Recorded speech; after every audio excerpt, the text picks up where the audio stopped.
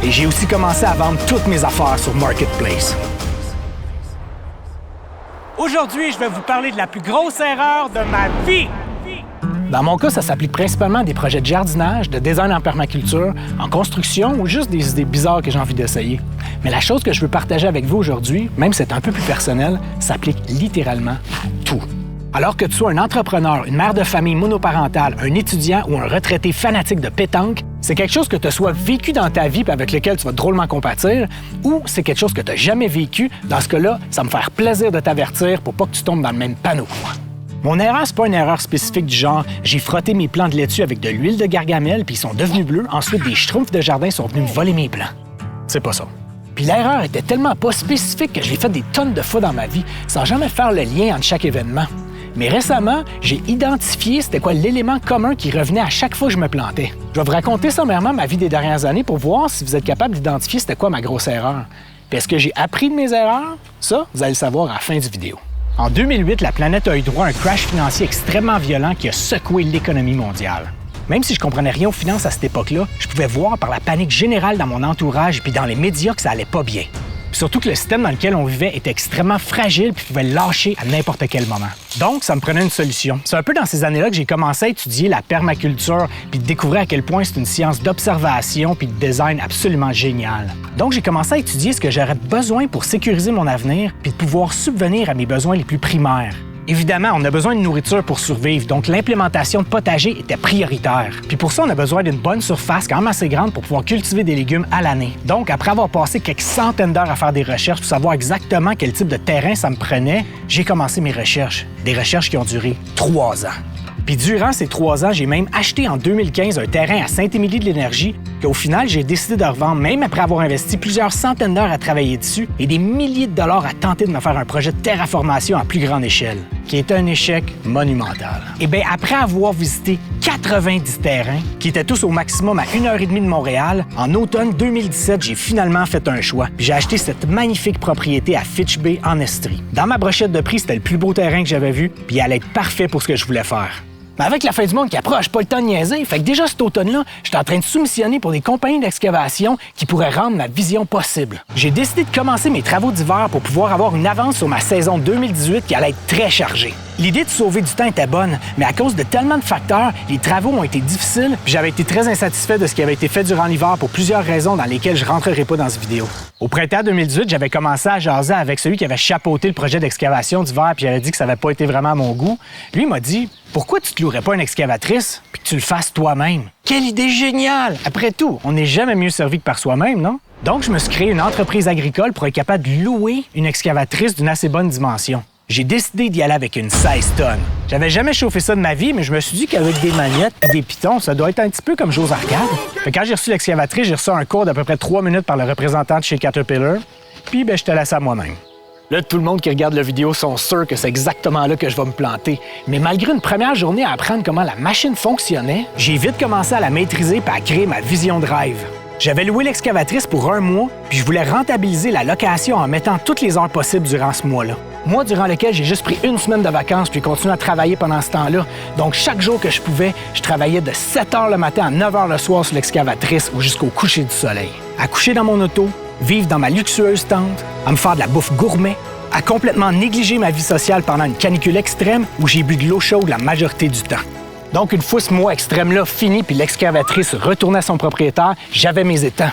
Mais là, faut connecter ça ensemble, ces étangs-là, puis vite! Donc, je me suis loué une 2e excavatrice, une petite 1 tonne cette fois-ci, pour creuser tous les swells puis les fossés qui allaient connecter mes étangs ensemble. Une courageuse amie est venue m'aider durant ce week-end-là pour pouvoir prendre des mesures avec le laser pendant que je chauffais la machine. Encore une fois, j'ai abusé de la machine puis j'ai creusé sans arrêt tout le week-end pour faire au final environ 1200 pieds de fossé.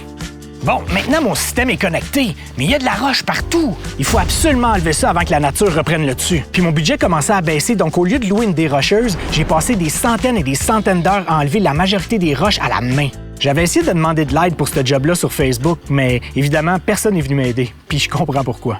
En fait, il y avait un gars qui avait communiqué avec moi puis qui dit « Ah, je vais venir t'aider pour une journée. » Quand il est arrivé en croc, puis il m'a demandé « Ah, qu'est-ce qu'il y a à faire? » Ben j'ai dit « Ben, soit que tu fais du râteau ou soit que tu fais de la roche. » Fait qu'il me dit « OK, je vais faire du râteau. » 5 minutes après, il revient, puis il dit « Ouais, sais-tu, je vais faire de la roche. » 5 minutes après, il revient puis il dit « Hey, t'es un maudit malade mental. » Il est parti. Puis il avait quand même raison. Ah oui, léger détail. Durant cette saison, j'avais aussi commandé pour 800 $ de semences d'arbres, puis je m'étais fait une pépinière de 3000 pieds carrés pour pouvoir tout semer pour les transplanter dans le futur. Tu sais, assez d'arbres pour reforester à peu près 27 terrains de football. J'avais aussi encore tous mes jardins chez moi à m'occuper. Puis évidemment, la nature a décidé de m'ajouter du travail en laissant tomber une branche énorme d'érable à giguère sur une section complète de mes jardins. Puis je me suis dit qu'une belle propriété comme ça, dans le futur, il allait sûrement avoir des rongeurs à gérer. Donc j'ai décidé d'adopter un chat, un Maine Coon, qui était la race que je voulais pour leur endurance au froid puis leur talent de chasseur. Un petit chat cet été-là qui a manqué beaucoup d'amour à s'ennuyer à la maison pendant que moi j'étais en train de creuser des étangs en campagne. Ça m'avait brisé le cœur parce qu'avec ça, il était devenu plus indépendant puis moins affectueux.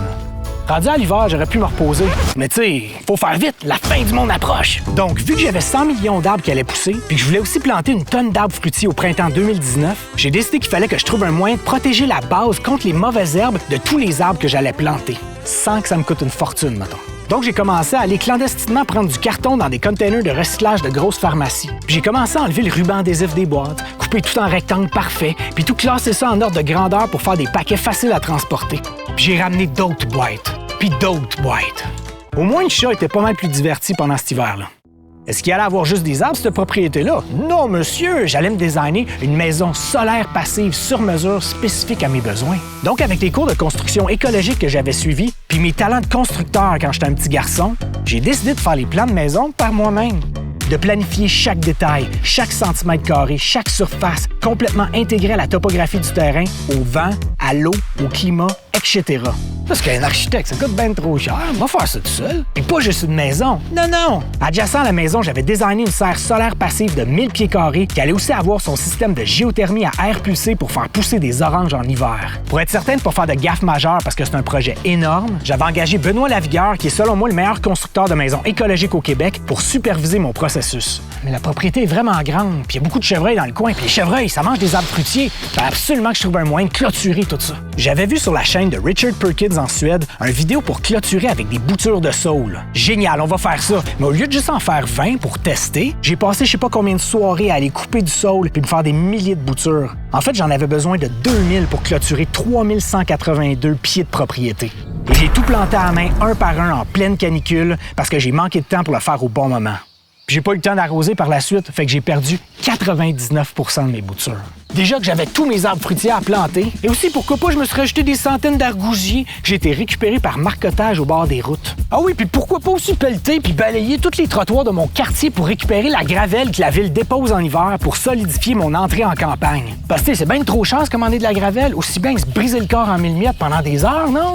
Ensuite, paf, la pandémie frappe. Au travail, je me suis reviré de bord en 2 secondes pour pouvoir offrir mes services audio pour mes clients à partir de la maison. Parce qu'oubliez pas que je travaille encore dans tout ça. Puis pendant que tout le monde avait peur de tousser, moi, avec mon radar de permaculture, j'ai essayé de voir c'était quoi le pattern le plus altéré pour savoir ce qui avait causé la crise. Et sans aucun doute, c'était l'économie. Donc, j'ai commencé à étudier l'économie en plus de tout le reste pour mieux comprendre exactement l'engrenage de comment notre monde fonctionne réellement. Ce qui m'a d'ailleurs permis de comprendre que c'était le meilleur moment pour vendre ma maison. Donc, j'ai déterré toute ma cour au complet pour recréer 2 jardins avec les plantes. Une cour avant que j'ai transformée au complet à l'appartement que je louais, puis un nouveau jardin de 3000 pieds carrés sur mon terrain en campagne. Ah oui, puis pourquoi pas décider de partir ma chaîne YouTube en même temps? Parce que je sentais l'urgence de communiquer aux gens l'importance de cultiver ses propres légumes, devenir indépendant du système, puis développer son esprit critique. Et par-dessus le marché, j'ai aussi décidé de passer des centaines d'heures à apprendre la forme d'investissement la plus complexe et la plus risquée à la bourse, les options. Les protéines! Faut pas oublier protéines non plus! Je m'étais bâti un poulailler au grand complet et j'ai évidemment décidé d'aller chercher des poussins presque naissants pour vivre la pleine expérience, juste à cause que j'avais échoué à tenter de faire éclore des œufs fécondés quelques semaines auparavant. Puis pourquoi pas aussi enterrer 12 tuyaux de 240 pieds pour mon système de géothermie passive pour la serre. Puis après presque 2 ans à faire des plans de la maison, à être approuvé à la banque, puis même d'avoir installé ma future fosse septique, à cause de tout ce que j'avais appris en économie puis ce qui s'en venait financièrement dans le monde, j'ai décidé que c'était un suicide financier dans une période à laquelle la main-d'œuvre était à peu près impossible à trouver, puis les matériaux, leur prix avait explosé à des niveaux jamais vus. Donc, j'ai décidé d'arrêter tout ça, puis aussi parce que le Québec m'avait presque fait vomir de la manière qu'il avait géré la crise, puis à quel point il a presque volontairement détruit son économie en prenant des décisions extrêmement dangereuses. Puis ça m'a fait peur. Fait que j'ai décidé de quitter le Québec avant que le bateau coule. Donc, j'ai tout mis de côté, puis j'ai commencé à planifier mon départ, comment j'allais m'y prendre, puis où j'allais aller. Parce que j'haïs ça voyager. C'est rare, hein? Et j'ai aussi commencé à vendre toutes mes affaires sur Marketplace. Donc, avec les derniers mois passés à planter des milliers d'arbres, la maison à construire, créer des jardins puis s'en occuper, les poules, le chat, la chaîne YouTube, le travail, la vente de la maison, apprendre l'économie, couper des boîtes, creuser des lacs, des rochers, planifier un départ dans un pays que tu n'as jamais été puis dont tu parles pas la langue, les tuyaux, puis tout ça pendant qu'à chaque jour, ton portfolio fluctue de quelques milliers de dollars vers le haut ou vers le bas en plaçant des trades actifs presque à chaque jour. Puis j'ai brisé. Tout le temps que je voulais sauver, au final, j'ai dû le reprendre plus tard pour me réparer. Puis il reste encore du travail à faire.